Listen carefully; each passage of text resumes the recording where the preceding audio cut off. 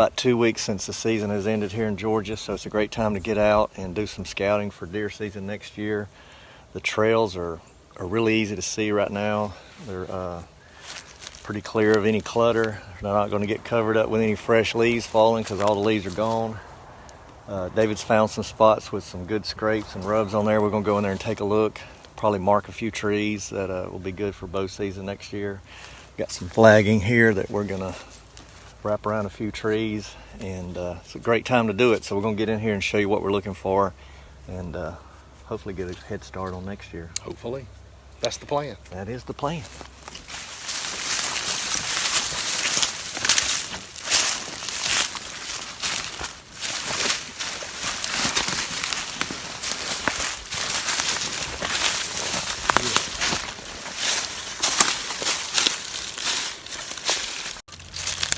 Salamanders under here trying to hibernate. They ain't too happy with us. What's that blue? Is that a chain? I think it's another salamander. Wow. No, that's one of those nasty lizards that the dog eat and it kills them. Yeah. He's cold. He's like, put me down. I think there's another one right there. Check that one out. That's male and female, I guess. Alright, dude. Can you put the log back over? Just hanging out. Alright. You interrupted the bedroom, man.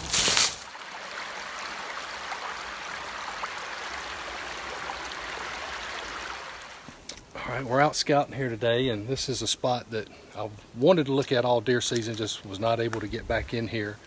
But we're in a little hardwood flat, but the reason why I really like this spot is I had basically a feeder creek meeting the main creek, and based on the topo map, I knew I had a big ridge here basically to the north and one on the south side. I just wasn't really sure just how steep it was, but once I got in here, you can see that's a pretty sheer cliff or sheer face, so the deer are not going to be going up and down that. So basically we've got a natural funnel and a natural pinch point where their only way to get from across this creek or from one side to the other is right basically where we're standing right here. And as we got in here, we started seeing, I thought I heard something running.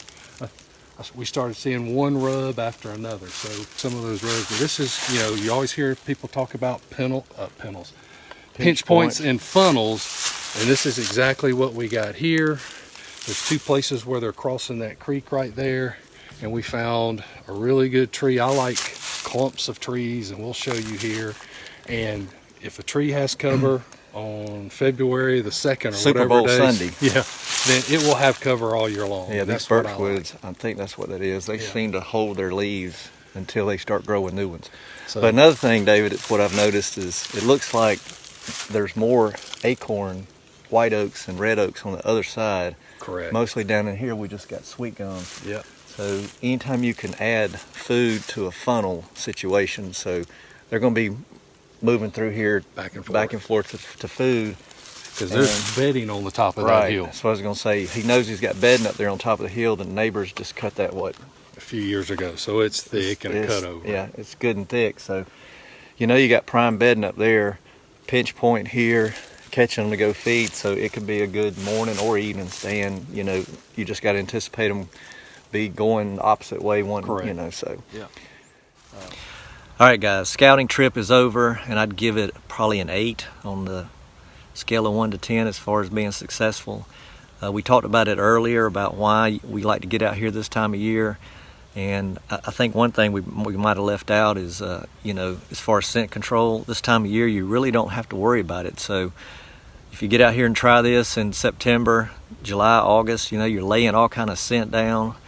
You're already educating the deer before you even started hunting it, so great time of year to do that. And then of course, a lot of the deer sign is more visible this time of year with all the vegetation died off. So, but we started with a plan. We had about 3 areas that we saw on the map that we wanted to check out, and it's kind of funny how it worked because the more we started walking and we clicked off areas, it's like each area got better as we went along.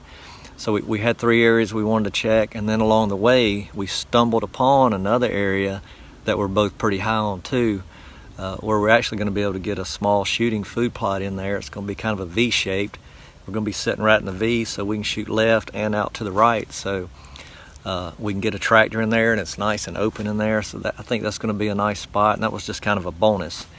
But we went to the first spot, and from what we've seen on the map, and there was just nothing to really pinch those deer down. I mean, we saw some sign in there. We saw a couple of piles of deer crap and stuff, and for the most part, the deer activity that we were looking for, it just wasn't there. So we kind of passed on that. I mean, it'd be a great spot to go in there and rifle hunt and see what could happen. But as far as bow hunting, you know, you need to not only pick the right area, but the right tree.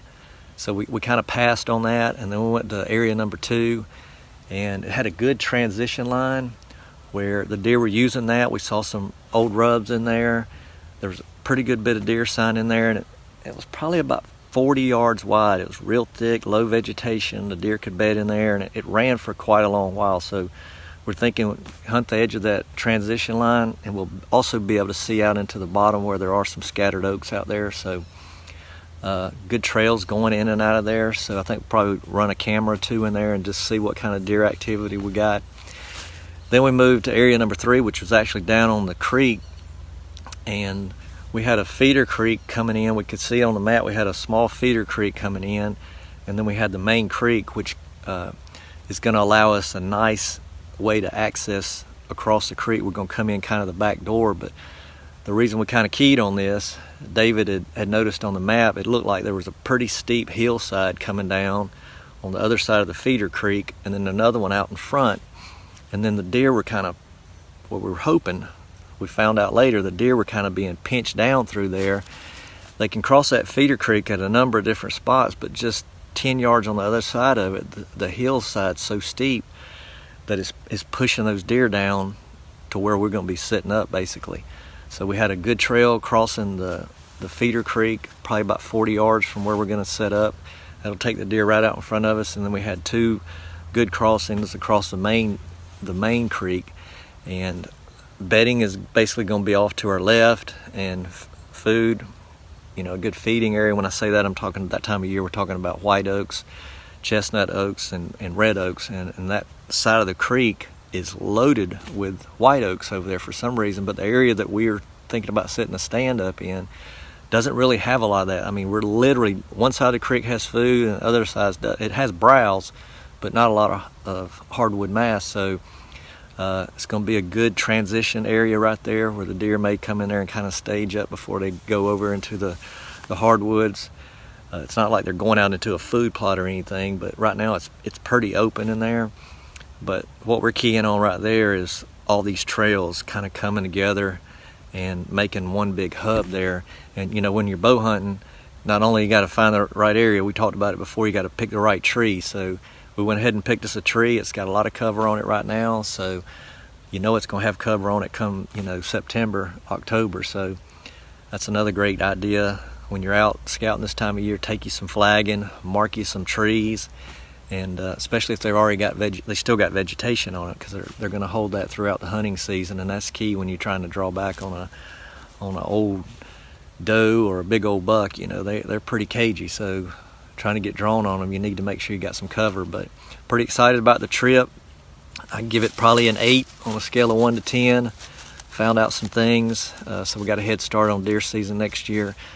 But turkey season is just around the corner, and we will be heading to Florida, chase Osceolas in March. In between another turkey trip, we're going to run over to Texas. If all goes well, we'll be predator hunting over there. We'll come back, and about 2.5 weeks later, we really start our turkey tour. We'll be going to, we start off in Kansas, then we head over to Wyoming, and then we drive all the way back over to Ohio, hunt there for about 3 days, and then we'll come home and finish up Georgia and Alabama here. So you guys, please subscribe to our channel. Hopefully you like the video.